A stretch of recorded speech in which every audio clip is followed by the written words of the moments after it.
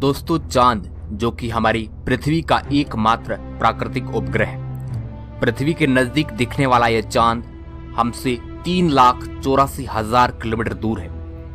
चांद पर सबसे पहले मनुष्य ने 20 जुलाई 1969 को पहला कदम रखा था और हमने यह साबित कर दिखाया कि अब हम केवल एक दुनिया तक सीमित नहीं हैं। चांद पर सबसे पहले कदम रखने वाले व्यक्ति नील आर्मस्ट्रॉन्ग थे। वैज्ञानिकों ने चांद की खोज और उसके बारे में जानकारी हासिल करने की कोई कसर नहीं छोड़ी। मगर दोस्तों, आपके दिमाग में सवाल उठ रहा होगा, आखिर चंद्रमा की दुनिया कैसी है? क्या चंद्रमा पर इंसान जिंदा रह सकता है? क्या वहां पर आने वाले टाइम में जीवन संभव हो सकता है? आखिर वह कौन सी वजह है जो वैज्ञानिक चांद पर नहीं जा रहे हैं? तो चलिए दोस्तों, आज चांद के बारे में जो भी आपके दिमाग में सवाल उठ रहे हैं उनका बड़ा ही सटीक अंदाज में जवाब तलाशते हैं। हेलो दोस्तों, मैं हूं आपका दोस्त सुरेश सांचोरी। आप देख रहे हैं रहस्य टेलीविजन यूट्यूब चैनल। हमारा चैनल आपको अंतरिक्ष के बारे में सटीक नॉलेज प्रोवाइड करवाता है, तो फिर एक सब्सक्राइब तो बनता है। दोस्तों, सबसे पहले अपन चांद की उत्पत्ति से शुरुआत करते हैं। आखिर पृथ्वी के पास चांद कहां से आया था? समय था आज से करीब 4.5 अरब साल पहले। उस वक्त पृथ्वी को बने कम ही टाइम हुआ था। तब हमारी पृथ्वी के साथ एक ऐसी घटना घटी जिसने काफी हद तक पृथ्वी को बदल कर रख दिया। उस समय अंतरिक्ष का एक हमलावर पृथ्वी को तबाह करने की फिराक में था। उसका आकार मंगल ग्रह जितना था और वह 15 किलोमीटर पर सेकंड की रफ्तार से पृथ्वी की ओर बढ़ रहा था। इसी तेज रफ्तार के साथ थेया नाम का उल्का पिंड हमारी धरती से टकरा जाता है। इस पिंड की टक्कर की वजह से हल्के पदार्थों के बने टुकड़े अंतरिक्ष में बिखर गए। बाद में ग्रेविटी की वजह से इकट्ठे होकर इन्होंने एक पिंड का निर्माण किया। वो पिंड कोई और नहीं बल्कि हमारा चांद था। तो दोस्तों, कुछ इस तरह हमारा चांद पृथ्वी के पास आया। चांद का व्यास 3474 किलोमीटर है और यह सौरमंडल का 5वां सबसे विशाल प्राकृतिक उपग्रह है। धरती की तुलना में चांद का आकार 27% है, यानी कि हमारी पृथ्वी के अंदर तकरीबन 9 चांद आराम से समा सकते हैं। अब आ जाते हैं चंद्रमा की जमीन पर। जब आप चंद्रमा की जमीन पर खड़े होकर देखेंगे तो आपको उसकी जमीन ऊबड़ खाबड़ नजर आएगी और चांद की जमीन काफी क्रेटर यानी कि गड्ढों से भरी हुई है। दोस्तों, चांद की जमीन को सबसे पहली बार 1959 में टच किया गया था। 13 सितंबर 1959 को सोवियत संघ के मून मिशन लूना 2 ने पहली बार कोई मानव निर्मित यंत्र चांद की जमीन पर उतरा था। इनके बाद अमेरिका का अपोलो 11 ऐसा पहला मून मिशन था जिसमें एस्ट्रोनॉट समेत स्पेसक्राफ्ट ने चांद की जमीन पर कदम रखा। तारीख थी 20 जुलाई 1969। ये मानव इतिहास की सबसे बड़ी छलांग थी। इसके बाद कई मानव मिशनों को अंजाम दिया गया। दिसंबर 1972 के बाद चांद पर कोई भी इंसान नहीं गया है। जब आप चांद की जमीन पर खड़े होकर ऊपर की ओर देखेंगे तो आपको हमारा खूबसूरत ग्रह पृथ्वी नजर आएगा, जिसमें आपको पृथ्वी साफ साफ अपने अक्ष पर घूर्णन करती हुई नजर आएगी। लेकिन आसमान में उसकी स्थिति सदा स्थिर बनी रहेगी, अर्थात पृथ्वी को कई वर्षों तक निहारते रहो, वह अपनी जगह से टस से मस नहीं होगी। चांद का गुरुत्वाकर्षण पृथ्वी के मुकाबले 6 गुना कम है, यानी कि चांद की जमीन पर जाने के बाद हमारा वजन 6 गुना कम हो जाएगा। पृथ्वी पर हमारा वजन 60 किलो है, तो चांद की सरफेस पर आपका वजन केवल 10 किलो ही रह जाएगा। इसी कारण नील आर्मस्ट्रॉन्ग जब चांद पर चल रहे थे तब उछल उछल कर चल रहे थे, क्योंकि दोस्तों चांद पर पृथ्वी की तरह चल पाना संभव नहीं है। चांद पर नील आर्मस्ट्रॉन्ग और उनके साथियों के कदमों की छाप आज भी मौजूद है, क्योंकि वहां पर हवा न होने की वजह से वह निशान मिटते नहीं है। इसके साथ ही चांद की जमीन पर कई सारे बैग्स पड़े हैं जो कि चांद पर गए अंतरिक्ष यात्रियों ने फेंके थे, जिसमें उनकी मल मूत्र और उल्टियां हैं। जब अंतरिक्ष एजेंसियों के यान चांद की जमीन पर उतरकर वापस पृथ्वी पर आए थे तो वे अपने साथ चांद की जमीन से कुल मिलाकर 296 चट्टानों के टुकड़े साथ लेकर आए थे, जो वजन में 382 किलो भारी थे, ताकि भविष्य में इन पर शोध करके चांद के बारे में और ज्यादा गहराई से जान सके। अब बात कर लेते हैं चांद पर दिन और रात के बारे में। चांद को पृथ्वी का एक चक्कर लगाने में करीब 27.3 दिन लग जाते हैं और अपने अक्ष पर भी एक चक्कर लगाने में इतना ही टाइम लगता है। यही वजह है कि चांद पर एक बार में हमें एक ही भाग नजर आता है, दूसरा भाग छिपा रहता है। वही चांद पर एक दिन करीब 14 दिन का होता है, रात भी इतनी ही लंबी होती है। लिहाजा चांद की सतह पर मौजूद वस्तुओं पर रात और दिन का बहुत ज्यादा असर होता है। रात में चांद का तापमान लगभग -153 डिग्री तक गिर जाता है, जबकि दिन में तापमान 180 डिग्री सेल्सियस तक बढ़ जाता है। फिर चांद के अलग अलग हिस्सों की स्थितियां भी अलग अलग है। माना जाता है कि चांद का साउथ पोल ज्यादा ठंडा होता है। रात तो वहां पर इतनी ठंडी होती है कि पृथ्वी का कोई भी मनुष्य शायद ही वहां उन हालात में रह पाए। बस्तियां बनाने की कल्पना तो दूर की बात है।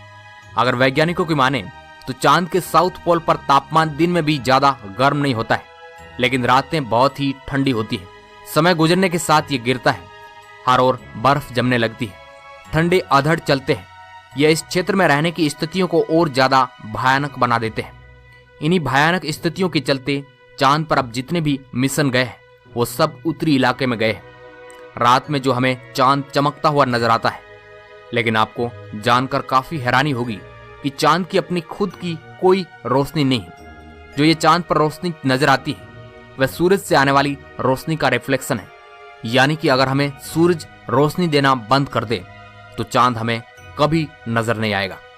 चांद पृथ्वी के चारों ओर घूमते वक्त अपना एक ही हिस्सा पृथ्वी के सामने रखने के कारण चांद का दूसरा हिस्सा आज तक पृथ्वी से किसी भी मनुष्य ने नहीं देखा है।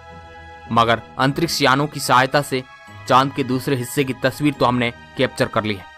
दोस्तों, चांद पर मौसम नहीं पाए जाते क्योंकि परिक्रमा के दौरान चांद अपनी धुरी पर सिर्फ 1.54 डिग्री तक तिरछा होता है, जबकि पृथ्वी 23.44 डिग्री तक झुकी हुई है।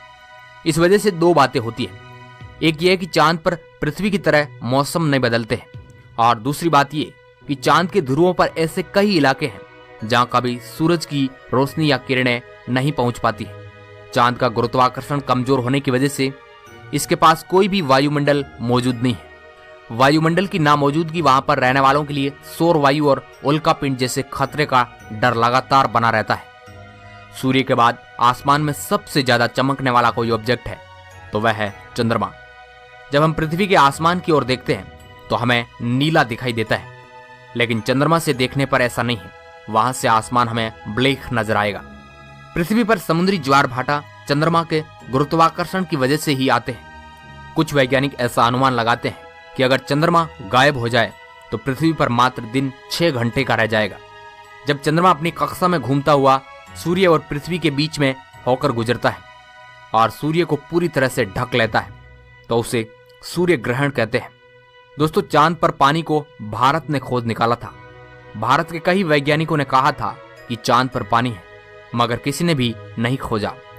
अभी जो आप वीडियो देख रहे हैं, अगर यह अटक अटक कर चल रहा है तो आप चांद पर जा सकते हैं, क्योंकि अमेरिकी अंतरिक्ष एजेंसी नासा ने वर्ल्ड रिकॉर्ड में अपना नाम दर्ज करवाते हुए चांद पर वाईफाई की सुविधा उपलब्ध कर दी है, जो कि 19 MBPS तक इंटरनेट स्पीड देता है। पृथ्वी से गोल दिखने वाला यह चांद असल में गोल नहीं बल्कि अंडाकार है। चांद हमारी धरती से हर साल 1.5 सेंटीमीटर दूर खिसकता जा रहा है। इसका पता तब चला जब चांद पर एक 18 इंच की परावर्तक चादर लगाई गई, जिस पर लेजर पड़कर आने के बाद वैज्ञानिकों के सामने ये नतीजा निकला। इस तरह 5 अरब साल बाद चंद्रमा को पृथ्वी की परिक्रमा करने में 47 दिन लगेंगे। पृथ्वी से देखने पर जो चांद पर काले धब्बे दिखाई देते हैं, असल में वे धब्बे नहीं बल्कि गड्ढे और क्रेटर हैं, जहां पर सूर्य की रोशनी नहीं पहुंच पाने की वजह से वे धब्बे नजर आते हैं। क्या हम इंसान एक बार फिर चांद की धरती पर कदम रख पाएंगे? इस बात का जवाब मुझे हाँ देने में कोई संकोच नहीं है, क्योंकि ये तो भविष्य की बात है। 1950 के दशक में कौन जानता था कि हम अगले 20 सालों के अंदर ही चांद पर कदम रखेंगे। वैज्ञानिकों के नजरिए से देखा जाए तो चांद बड़ा ही मनमोहक और दिलचस्प है। वैसे तो हमें पक्के तौर पर पता है कि अरबों साल पहले हुई कुदरती उथल पुथल से धरती से जो चट्टानों के टुकड़े निकले, चांद उन्हीं से बना है। इस बात में बिल्कुल भी संदेह नहीं है कि चांद पर जाना काफी खर्चीला है। अनुमानित लागत लगभग $35 अरब है। वैसे ये भी ध्यान देने वाली बात है कि इंसान वहां जाने के बाद वहीं मौजूद संसाधनों का इस्तेमाल करने लगेगा तो लंबे समय में पैसे की बचत भी होगी। हमें इस बात का पता है कि चांद पर बड़ी मात्रा में बर्फीला पानी है और चट्टानों में ऑक्सीजन कैद है, इसलिए चांद के भावी नागरिकों के लिए हवा और पानी की जरूरतें पूरी की जा सकती है। मगर इस बात को पक्की पुष्टि के साथ भी नहीं कहा जा सकता है।